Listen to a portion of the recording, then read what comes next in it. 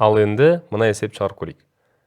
Қадыржанның кітап оқуға жұмсайтын уақытының спортпен айналысуға жұмсайтын уақытына қатынасы 2-ның 3-ке қатынасындай. Ол түскі ұйқыға спортқа қарағанда 20 минут аз уақыт жұмсайды. Егер Қадыржан аталған 3 жұмысқа барлығы 3 сағат уақыт жұмсаса, онда ол кітап оқуға қанша уақыт жұмсайды? Қараңыздар, жалпы есеппен танысып шықты. Қадыржанның 3 айналысатын жұмысы бар екен: кітап оқу, спортпен айналысу және ұйықтау деген сияқты, түскі ұйқы. Енді бұл есеп жай қатынасқа арналған ба, әлде күрделі қатынасқа арналған ба деген сұрақ туады. Әрине жай қатынас. Неге? Өйткені бізге бір ғана қатынас беріліп тұр, 2-ның 3-ке қатынасындай. Бірақ берілгендер саны 3. Қараңыздар, ол кітап оқу, К деп белгілейік, және де спорт, және түскі ұйқы, О әрпін белгілейік, ұйқы. Енді қараңыз, қатынас бізде кітап оқуға және спортпен айналысуға жұмсайтын уақыттардың арасында белгіленген. Демек, кітап оқуға 2, оның тұсына 2 жазамыз, ал спорттың тұсына 3 жазамыз, және бұл сандар уақытты көрсетпейді, бұлардың қасына x-ті белгілеп қоямыз. 2x уақыт ол кітапқа жұмсалады, 3x спортқа. Қатынаста мұна ұйқыға кететін уақыт берілмеген, бірақ бұған басқаша шарт берілген. Ол түскі ұйқыға спортқа қарағанда 20 минут аз уақыт жұмсайды. Мына 20 минут аз көп, ол айырмашылық. Қайсы екеуінің арасында айырмашылық беріп тұр?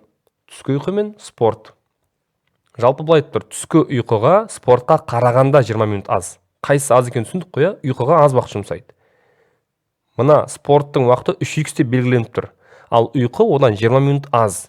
Ол болса, ұйқының уақытын біз 3x азайту 20 деп белгілейміз. Яғни міне спорттың уақыты 3x-тен 20 минут аз. Түсінікті, қазақша жазылып тұрған мәтінді математикалық тілге айналдырдық. Спорттың уақытынан 20 минутты азайттық. Мына минут екенін ұмытпаңыз, өлшемділік өте маңызды. Енді бізге бұл жерде айырмашылық берілген бе, барлығы берілген бе? Қарайық. Қадыржан аталған 3 жұмысқа барлығы 3 сағат уақыт жұмсайды. Барлығы берілсе, біз қосатын едік. Дұрыс па? Осылардың барлығына 3 сағат уақыт жұмсайды дейді. Енді өлшем бірлік маңызды деп айттық. Біз бір теңдеуге мына 20 мен 3-ті араластырып қоя алмаймыз. Неге? Өйткені 20 ол минутпен берілген, ал 3 ол сағатпен берілген. Егер біз бір теңдеуге араластырсақ, онда теңдеуіміз қате шығады. Сондықтан біз барлығын бірдей өлшем бірлікке келтіріп алуымыз керек. Минутпен ыңғайлырақ әрине, өйткені 20 минутты сағатқа айналдыру үшін біз 60-қа бөліп 3-тен 1 деп бөлшекпен жұмыс істегеннен гөрі, мына 3 сағатты 60-қа көбейтіп 180 минут деп алайық.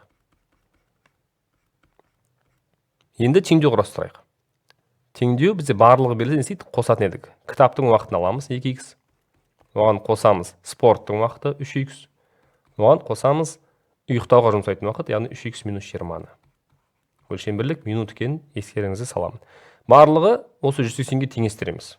180 минут кетеді. Осы 3 жұмысқа. Міне бірінші жұмыс, міне екінші жұмыс, міне үшінші жұмыс. Енді мынау кәдімгі қарапайым сызықтық теңдеу, x-тердің бәрін қосып алайық. Теңдіктің осы сол жағында қалдырамыз.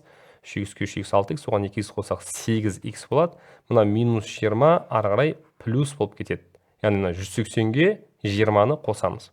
180-ге 20 қосақ 200 шығады. Енді істейміз, 200-ді 8-ге бөлеміз.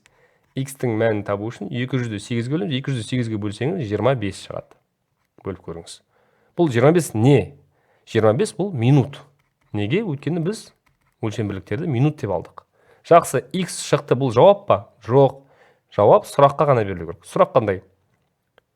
Ол кітап оқуға қанша уақыт жұмсайды? Кітап міне тұр, 2x дейді. Олай болса, мына x-ті 25-ті нар жерге қоямыз. 2-ні 25-ге көбейтеміз. Сөйтіп 2-ні 25-ге көбейтеміз. 50 шығады. Демек, Қадыржан кітап оқуға 50 минут уақыт жұмсайды екен. Жауап осылай болады.